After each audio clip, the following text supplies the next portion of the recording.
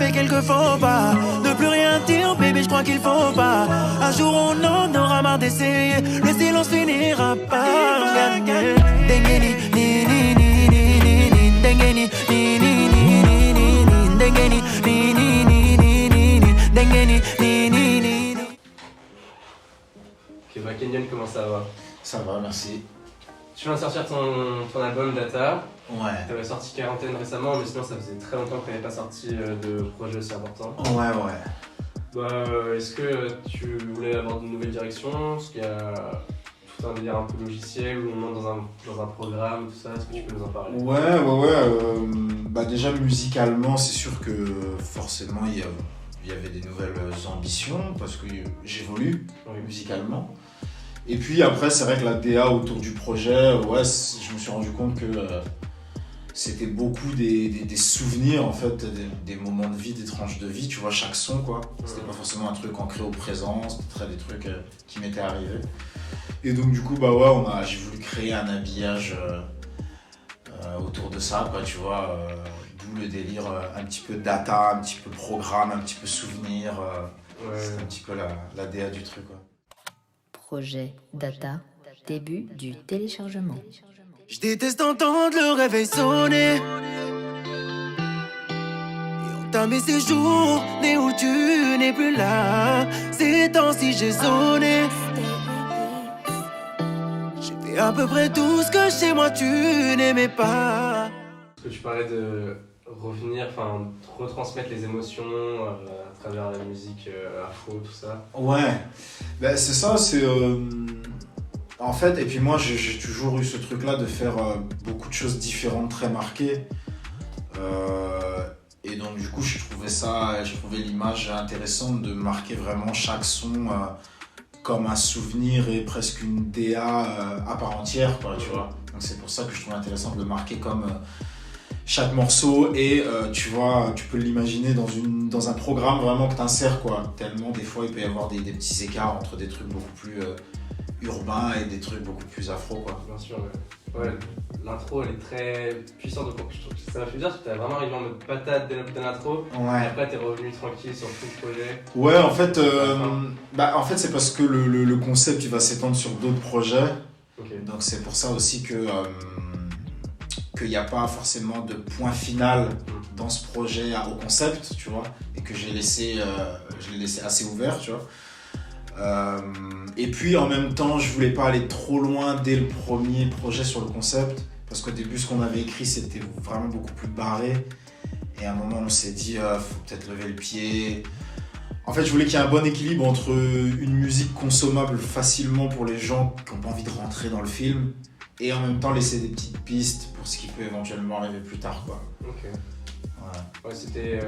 Parce que la DA, tu l'as travaillé vraiment au moment de commencer le projet, ou c'est venu au feeling? Ouais, c'est venu vraiment presque au tout début, hein. Parce que si tu regardes bien dans les clips, le premier clip est arrivé l'année dernière. Okay. Et déjà, tu avais cette voix-là qui annonçait chargée à 20%, à 30%. Ouais. Donc c'est vrai que dès le début, quand j'ai vu en fait vers quoi se dirigeaient les sons, etc., ouais, la DA est venue assez vite, quoi.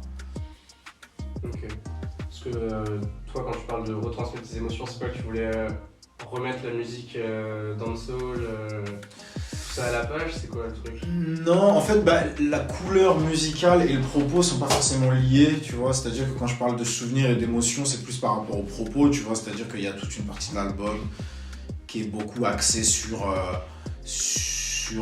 ma vie sentimentale, tu vois. Il y a un moment précis, un instant T que j'ai pu vivre. Et tu prends, je sais pas, Immortel, tu prends ASAP qui est un instant T de soirée. Tu vois, c'est à chaque fois un peu des arrêts sur image sur des trucs que j'ai pu vivre. Et c'est vraiment ça le côté souvenir. Après, non, musicalement c'est assez logique, hein. C'est-à-dire que moi, je suis le reflet de ce que j'écoute et ce que j'aime en 2023 et de l'évolution que j'ai pu faire ces dernières années. Donc musicalement, non, c'était assez logique. Moi, je suis très... le projet, il est très UK dans les sonorités. Tu vois, il y a beaucoup de ce que j'appelle du dancehall UK. Il y a beaucoup d'afro, de R&B un peu mixé. Et c'est beaucoup ce que j'écoute moi. Mais ça c'était assez naturel. C'était pas forcément lié à la DA du propos, quoi. T'as des exemples d'artistes que t'écoutes beaucoup, qui t'inspirent? Ouais, moi j'écoute beaucoup Western par exemple, qui est un groupe anglais. Et toute cette école là, un peu d'artistes nouvelle génération UK qui mélange un peu le dancehall et le rap et le R&B et qu'on se truc très... Moi je me suis tout de suite reconnu dans ce style là parce que pour moi et Drake c'est beaucoup aussi a beaucoup focus sur cette scène là, a fait beaucoup de dancehall à un moment, beaucoup de drill à un moment. Et c'est tout un peu cette génération, sans forcément avoir 20 000 artistes là en tête, tu vois, mais c'est très ce style-là, quoi. Toi, ça fait un moment maintenant que t'es dans la musique. Ouais. Tu sors avec Tyro, Danny, tout ça, à un moment. Ouais.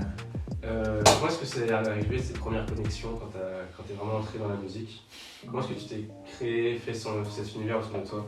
Bah, un petit peu par hasard, un petit peu grâce aux rencontres que j'ai pu faire. Moi, ça a commencé à Rennes.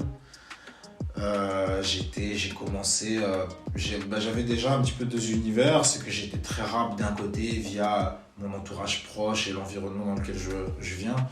Donc je faisais beaucoup de freestyle, de battle d'un côté, etc.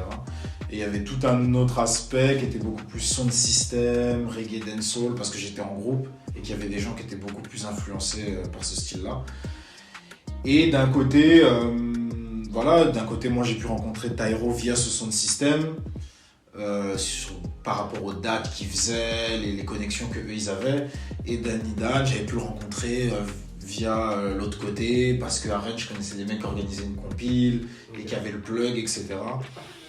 Donc c'était en faisant mon petit bout de chemin qu'à un moment j'ai eu la chance d'avoir ces gars-là sur ma route. Et c'est comme ça un peu que ça a commencé à créer quelque chose, quoi. On est là, non, ma parole, K-E-N-Y-O-N, D-A-L, écoute ça, j'aime mettre des sapes neuves, la preuve, Matt se dit, Aster, j'possède un tas de stuff comme McNulty, parce que déjà petit, j'louchais sur des clips de rappeurs, des baskets, des liasses et des marques de sweat, la vie ne fait pas le moine, je l'ai dit des tas de fois, mais quoi, wam, une fois dans la paroisse, façon c'est ton pas de le ski, avec mes skatecards, mes vestes larges, mes jeans et ma gueule, serais-je un roi ou un esclave au pays des aveugles? On garde l'espoir, même dans le noir, y'a pas de raison d'arrêter d'y croire. Même s'il est tard, il y a un phare dont la lumière peut guider tes pas. Je ne crois pas que mon avenir soit ici et maintenant. Je ne suis pas capable de me reprendre et de saisir l'instant qui fait de moi un homme. Ok, ouais, c'est des légendes quand même. Ah ouais, non, mais moi c'était fou. Là, on parle d'une époque où moi j'ai 19 ans quand j'ai commencé à mettre là, tu vois, j'ai 19-20 ans, quoi. Donc d'un côté, c'est la première fois que je rencontre des artistes de la scène nationale. Danny Dan, moi, c'est ma référence en termes d'écriture, etc. Donc rencontrer un mec comme ça, moi, c'était lunaire carrément.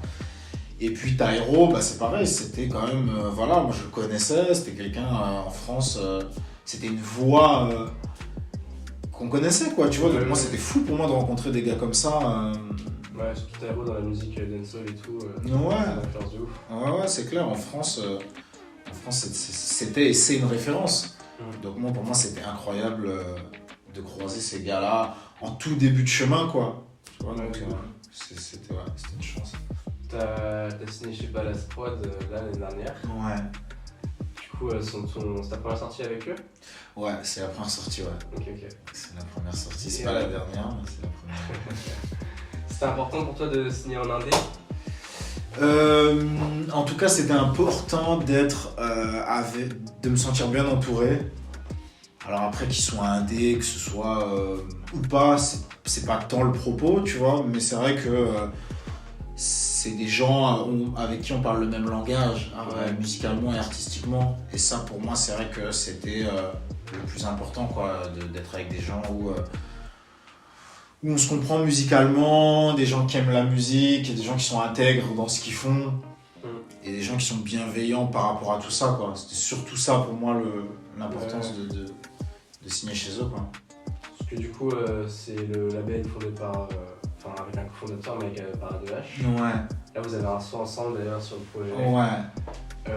Est-ce que t'es proche de lui? Est-ce que c'est pas du tout votre premier son? Vous avez déjà 5 non, ans, ouais, à 2H, ça fait Ça fait plus de 10 ans que je le connais. Ça fait plus de 10 ans qu'on fait de la musique ensemble. Hein. Au début, on s'est rencontrés par le biais des lives, je crois. On faisait beaucoup de lives. On se retrouvait sur des plateaux. C'était une époque aussi, il y avait toute une école un peu de kickers comme ça où on se croisait vite et on voyait vite qui était qui. Et puis humainement, on a assez vite accroché, donc ça fait qu'on ne s'est jamais vraiment lâché. J'ai fait des sons pour ses projets, il en a fait pour les miens. On a fait aussi des trucs beaucoup plus en interne parce que lui, il développe beaucoup de choses à côté. Il a une boîte de prod, et il fait des top lines pour des artistes, etc. Donc il m'a aussi invité dans ces projets-là. Donc ça fait des années qu'on fait de la musique, donc humainement, forcément, oui, c'est quelqu'un dont je suis proche dans la sphère musicale, quoi. Il t'a épaulé du coup pour le projet ou t'as fait tout ça de ton côté? Comment ça s'est passé? Oui et non, dans le sens où franchement ils m'ont bien laissé tranquille, ils me font confiance en fait. Okay. Ils me font hyper confiance et ça c'est énorme, tu vois, dans un label où on te fait à 100% confiance, on te dit vas-y tu vois, fais ta musique. Après voilà, on discute et à deux âges c'est quelqu'un qui a de bons conseils, donc forcément il fait partie du processus du début jusqu'à la fin. Sur les singles, on réfléchit sur certains morceaux, sur des couleurs et tout, donc ouais, il est présent. Ouais. Ok. On retrouve aussi Pixel sur le projet, Ouais. sur du Mama. Ouais. C'est pas votre premier son non plus. Non. Pourquoi est-ce que tu l'as encore invité? C'est la recette? Ouais, en vrai, de toute façon, le fil rouge des featuring, c'est que c'est des gens que je connais depuis longtemps, c'est des gens proches et c'est des gens que j'apprécie. Donc j'ai pas été chercher bien loin, et puis Pixel, ouais, c'est...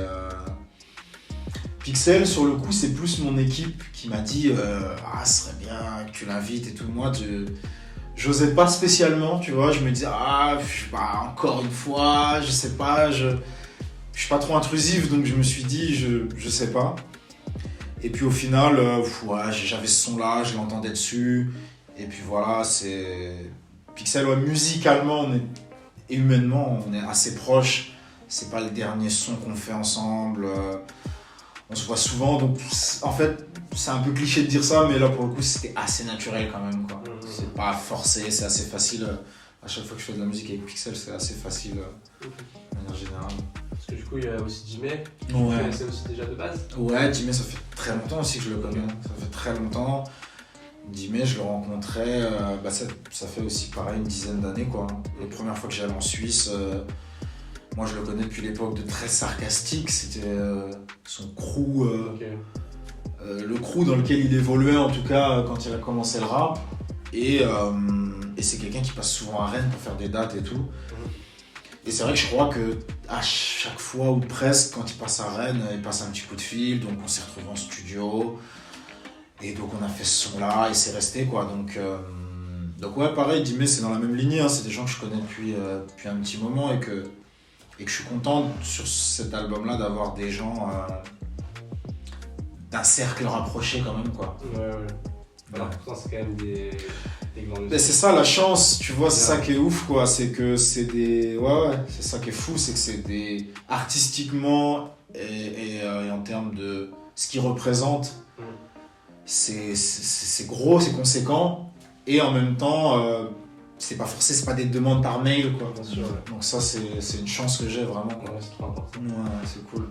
Moi de mon ressenti, les influences, déjà musicales, c'est ultra important pour toi.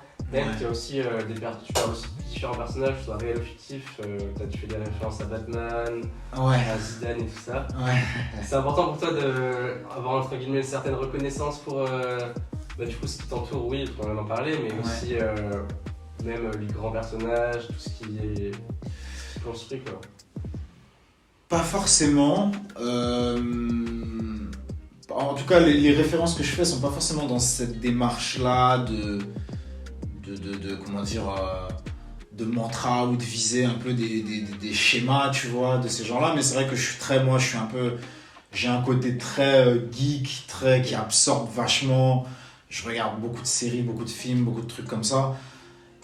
Donc c'est vrai qu'après, avoir des refs dans ce que je fais, ouais, c'est assez naturel, quoi. Donc c'est plus, je pense,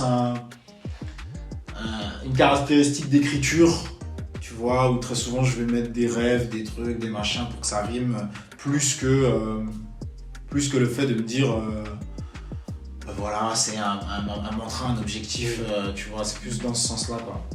Ok. À la fin du projet, il y a un titre qui est extrêmement introspectif, on va dire. Tu parles de toi, de Mortel. Ouais. C'est un son qui dure plus de 5 minutes d'ailleurs. Ouais. Toi, c'était important pour toi de faire ça. En plus, tu m'as fait peur. Tu parles même de. Enfin, tu dis que c'est une conclusion, que c'est le dernier morceau, le dernier couplet. Ouais, bah quand je l'ai écrit, pour moi, c'était ça. Tu vois. Tu m'as demandé si c'était important. Je sais pas. Tu sais, quand je le fais, je suis pas. Ouais. Je me dis pas que c'est important, juste ça vient comme ça, tu vois. C'est un truc, je l'ai écrit, je crois que c'est peut-être le morceau le plus rapide que j'ai écrit de toute ma vie. Je crois que je l'ai écrit sans musique, honnêtement, hein, sans romancer, en 15 minutes, 10 minutes, c'était écrit. C'est vraiment venu très... Et je voyais ça un peu comme un générique de fin, où je me suis dit, voilà, en tout cas, s'il doit y avoir une conclusion, pour moi, c'est un peu... Tu vois, c'est un générique de fin, quoi. Donc important, je sais pas, mais en tout cas quand je l'ai accouché, ce truc là c'était vraiment très naturel, très évident, très facile, donc c'était vraiment et le pire c'est que je crois que je l'ai écrit vraiment au tout début de l'album, ce truc là. Ça devait être dans les toutes premières maquettes où j'hésitais encore, je sais même pas si je suis en train de faire un album vraiment ou juste je fais des sons. Et puis il y avait ce truc là qui était sorti, donc très naturel, ouais. Ok. Donc ce sera pas forcément le dernier morceau. Non, ce sera pas le dernier. Au moment où je l'ai écrit, j'y croyais. Ouais. Depuis j'en ai fait d'autres, mais tu sais, c'est toujours comme ça. Hein. Bien sûr. La musique, c'est une grande histoire d'amour. Hein. C'est des ruptures tous les 6 mois, tous les ans. Enfin, moi, en tout cas, c'est comme ça que je le vis, quoi. Il y a des moments où on est très motivé, des moments où on se dit que ça y est, on a fait le tour. Et ce moment-là, c'était le mood dans lequel j'étais. Mais c'est vrai qu'il y en a déjà eu beaucoup depuis le moment où je l'ai écrit et aujourd'hui, quoi. Ok. Merci à toi. Merci à vous.